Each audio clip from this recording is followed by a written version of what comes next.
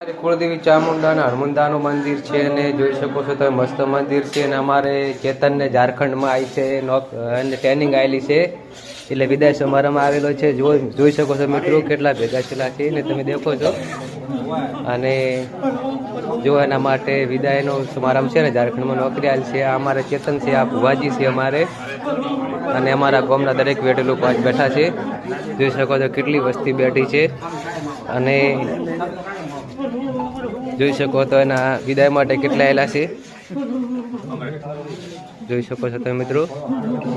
અને આ ચેતનના મમ્મી છે, આ અમારા ભુવાજી છે, ચેતન છે, અમારા કુળદેવનું મંદિર છે.